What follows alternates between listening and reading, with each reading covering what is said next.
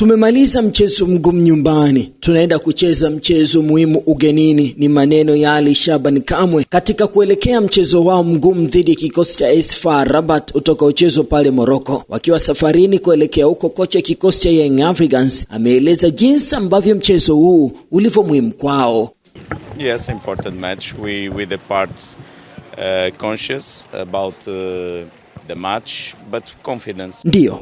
Ni mechi muhimu sana. Tunatambua uzito wa mechi hii, lakini tuna imani tunakwenda kucheza fainali. Huo ndio ukweli. Inawezekana sare ikatufanya tubaki kwenye round ya 6. Kwa kweli, mwisho sare haitakuwa mbaya kwetu, lakini nadhani timu zote mbili zitacheza kwa lengo la kushinda. Kwa sababu tukishinda tunajua tunafuzu. Jambo hili liko wazi kabisa. Tukishinda tunafuzu. Tukitoa sare bado tunaweka kila kitu hai. Tukipoteza kwa goli moja bado tunaweka kila kitu hai. Lakini hali itakuwa ngumu zaidi kwetu. Na tukitoka sare ya mabao mawili tutamaliza msimu huu tukiwa kwenye ligi ya mabingwa. Kwa hiyo tuzingatie uwezo wetu na nguvu tulizonazo. Kama nilivyosema mwanzoni, tunatambua hali halisi, lakini tuna imani. Tunapaswa kuhamasishana zaidi kiutendaji, si kucheza kwa ajili ya sare. Ndio, tumepewa motisha. Sisi tuna uwezo kucheza dhidi ya vilabu vikubwa, vilabu vyenye nguvu na rasilimali nyingi. Lakini Yanga tunapiga hatua muhimu sana katika maendeleo ili kuwa sehemu ya vilabu vikubwa barani Afrika. Kwa hiyo tunaendelea kwa makini na tunatumaini kwamba tunaweza kufanya hivyo. Kwa upande wangu binafsi, hali hii sio nzuri,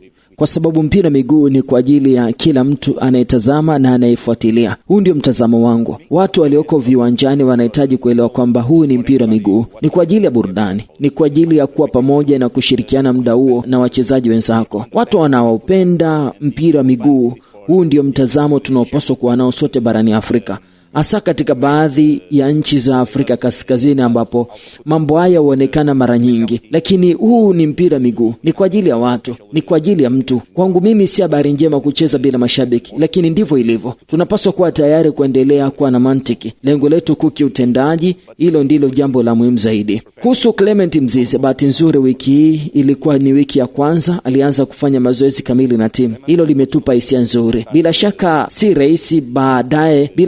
rahisi baada ya miezi ya kusimama kutokana na majeraha na kupona mara moja, lakini anakuja na anaendelea kuimarika. Sio swala la kumkimbiza kwa sababu ni muhimu arudi akiwa salama zaidi, lakini ndio tunahisi kwamba atarudi vizuri kazini. Asanteni sana. Ni kocha kikosi cha Young Africans safarini kuifuata AS FAR Rabat. Wanahitaji ushindi. Swali